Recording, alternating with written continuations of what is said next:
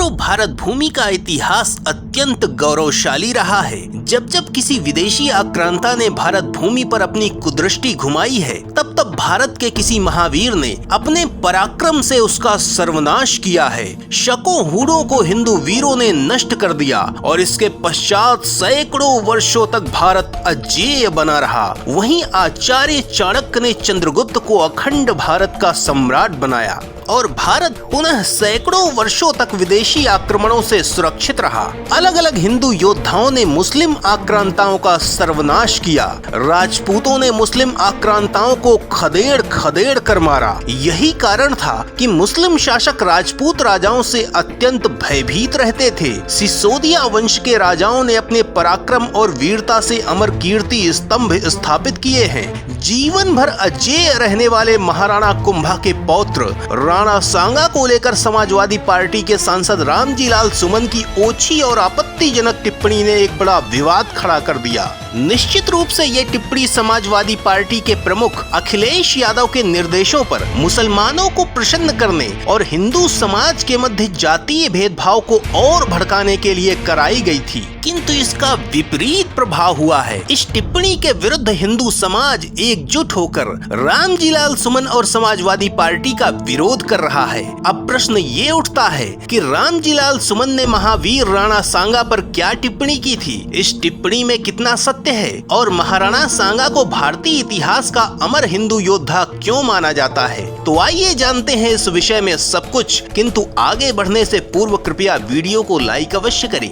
महाराणा सांगा, जिनका वास्तविक नाम महाराणा संग्राम सिंह था, उनका जन्म 12 अप्रैल 1482 को वैशाख कृष्ण पक्ष नवमी के दिन हुआ था। वो सिसोदिया वंश के महाराणा रायमल के सबसे छोटे पुत्र थे। राणा सांगा मेवाड़ के पहले ऐसे शासक थे जिन्होंने दिल्ली को लक्ष्य बनाया था। समाजवादी पार्टी के सांसद रामजी लाल सुमन ने संसद में कहा कि ये बीजेपी के लोगों का तकिया कलाम हो गया है कि मुसलमान बाबर की औलाद हैं। मैं पूछता हूँ कि बाबर को लाया कौन? इब्राहिम लोदी को हराने के लिए राणा सांगा बाबर को लेकर आया था। इतना ही नहीं, रामजी लाल सुमन ने महावीर राणा सांगा के लिए अभद्र शब्दों का भी प्रयोग किया, जिसका उपसभापति महोदय ने विरोध किया और उस वक्तव्य को संसद की कार्यवाही से हटा दिया। अब प्रश्न खड़ा होता है कि क्या महाराणा सांगा को इब्राहिम लोदी को पराजित करने के लिए बाबर के सहयोग की आवश्यकता थी? इस विषय में हम आपको आगे बताएंगे, किंतु इससे पूर्व हम आपको ये बताना चाहेंगे कि महाराणा संग्राम कितने भयंकर और अतुल्य योद्धा थे। यदि हम महाराणा सांगा की बात करें तो इतिहास में वो इस कारण अमर हो गए क्योंकि वो विदेशी आक्रांताओं के लिए काल बन गए थे। उन्होंने अपने जीवन में सैकड़ों युद्ध किए और केवल अंत में एक ही युद्ध में विश्वासघात के कारण उन्हें पराजय झेलनी पड़ी। अन्यथा प्रत्येक युद्ध में उन्होंने शत्रु को ऐसे काटा जैसे कोई गाजर मूली काटता है। उस समय भारत में महाराणा सांगा जैसा वीर और शक्तिशाली राजा कोई और था तो वो विजयनगर के राजा कृष्णदेव राय थे। किसी भी व्यक्ति की परीक्षा उसके संकट के समय में होती है जब पूरा भारत मुस्लिम आक्रांताओं से त्रस्त हो उठा था। तब महाराणा सांगा ने अपने साम्राज्य का विस्तार किया और मेवाड़ को विशाल राज्य बना दिया। मुस्लिम शासकों का विनाश करके हिंदुओं को अभय प्रदान किया, देश के दूसरे हिंदू राजाओं को संगठित किया और विशाल शक्ति संचय कर लिया। महाराणा सांगा ने जिस प्रकार से हिंदुओं को अभय दिया था और हिंदू शक्ति को संगठित किया था, इस कारण उन्हें हिंदू पद की उपाधि दी गई थी। राणा सांगा ने दिल्ली, मालवा और गुजरात के सुल्तानों के साथ 18 भीषण युद्ध किए और सबको पराजित किया।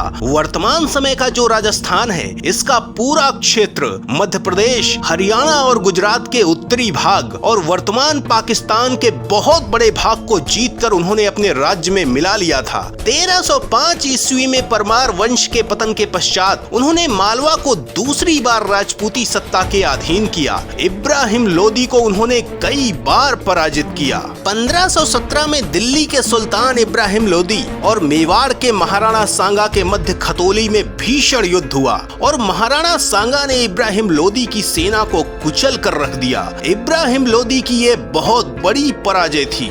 महाराणा सांगा ने लोदी को बंदी बना लिया था। कुछ कुछ समय पश्चात बहुत बड़ी धनराशि दंड के रूप में लेकर उसे छोड़ दिया गया था। इसी युद्ध में महाराणा का एक हाथ और एक पैर कट गया था। 1518-19 में उसने महाराणा से विश्वासघात करते हुए प्रतिशोध लेने का दुस्साहस किया, किंतु एक हाथ और पैर गंवाने के पश्चात भी महाराणा सांगा ने राजस्थान के धौलपुर में उसकी सेना का भयंकर संहार किया।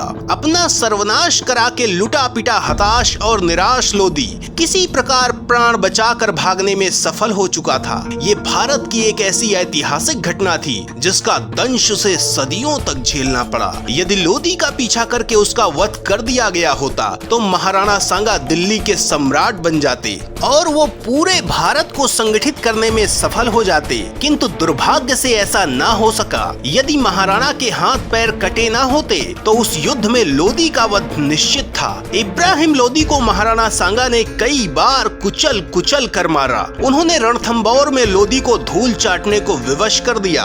उन्होंने 1517 और 1519 में मालवा के शासक महमूद खिलजी द्वितीय को पराजित किया। उसे 2 महीने बंधक बनाकर रखा गया और जब उसने महाराणा से क्षमा मांगी और कभी दोबारा युद्ध न करने की कसम खाई तब उसे छोड़ा गया। क्षत्रिय राजा वैदिक नियमों के अनुसार शरणागत की रक्षा का कर्तव्य निभाते थे। मुस्लिम शासक राजपूतों के इस नियम को जानते थे और जब वो पराजित हो जाते थे तो अपने प्राण बचाने के लिए शरण मांग लेते थे, किंतु वैदिक नियमों का पालन उन लोगों के लिए किया जाता है जो स्वयं भी वैदिक नियम माने। जो म्लेच्छ राक्षस हों उन्हें उनकी ही भाषा में दंड देना आवश्यक होता है। शिवाजी महाराज ने इसी नीति का पालन किया था। यद्यपि महाराणा सांगा ने महमूद खिलजी के राज्य के बहुत बड़े भाग को स्वयं के राज्य में मिला लिया था।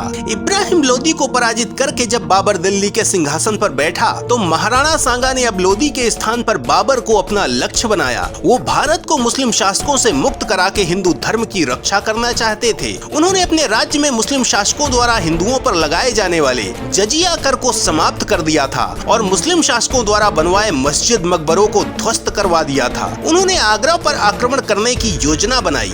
बाबर को इसकी सूचना मिल गई। उसने अपने पुत्र हुमायूं को बुलाकर आगरा के बाहर ग्वालियर, धौलपुर और बयाना के किलों पर अधिकार करने की योजना बनाई। बयाना का किला निजाम खां के अधीन था, किंतु बाबर ने मजहब के नाम पर उसे अपने पक्ष में कर लिया। 21 फरवरी 1527 को बयाना में बाबर और राणा सांगा के मध्य विकराल युद्ध हुआ और भयंकर मार खाकर बाबर युद्ध से भाग खड़ा हुआ था। इसके पश्चात बाबर ने अपना मनोबल खो चुके सैनिकों को इस्लाम की दुहाई दे देकर तैयार किया, क्योंकि राजपूतों के भयंकर युद्ध कौशल को देख वो अपना आत्मविश्वास खो चुके थे। ऐसे दुर्जय योद्धाओं से उनका पाला कभी नहीं पड़ा था। वो बाबर से वापस लौटने की गुहार लगा रहे थे। बाबर भी ऐसा ही विचार कर रहा था, किंतु उसने किसी प्रकार स्वयं को तैयार किया और मार खाए अपने सैनिकों में खुदा के नाम पर उत्साह भरने लगा।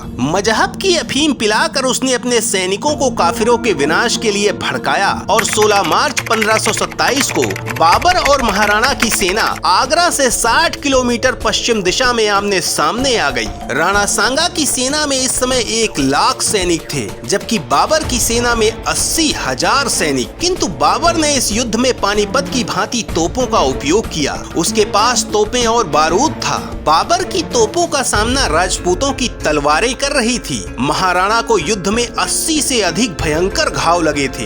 1 पैर और 1 हाथ वो पहले ही खो चुके थे। इसके पश्चात भी वो शत्रु के लिए साक्षात यमराज बनकर युद्ध कर रहे थे। इसी मध्य राजा सिलाहिदी ने विश्वासघात किया और बाबर से हाथ मिला लिया। युद्ध के बीच ही वो अपनी 35,000 की सेना लेकर बाबर के पक्ष में चला गया। इससे महाराणा का ध्यान भटक गया। वो कुछ तनाव में आए और अचानक एक तीर उनकी एक आंख में घुस गया और भारत को सैकड़ों वर्षों की पराधीनता झेलनी पड़ी। इतने के पश्चात भी राणा सांगा पुनः आक्रमण की योजना बना रहे थे, किंतु इसी समय षड्यंत्र के अंतर्गत उन्हें विष दे दिया गया और 30 जनवरी 1528 को मातृभूमि के लिए इस अपराजेय योद्धा ने अपना बलिदान दे दिया। जिस इब्राहिम लोदी को उन्होंने कई बार धूल चटाई थी, उसे पराजित करने के लिए वो भला बाबर को क्यों बुलाते। पंजाब का गवर्नर दौलत खान इब्राहिम लोदी का स्थान लेना चाहता था। वहीं इब्राहिम लोदी का चाचा आलम खान भी ऐसे ही स्वप्न देख रहा था। इन दोनों ने बाबर को भारत आने का न्योता दिया था।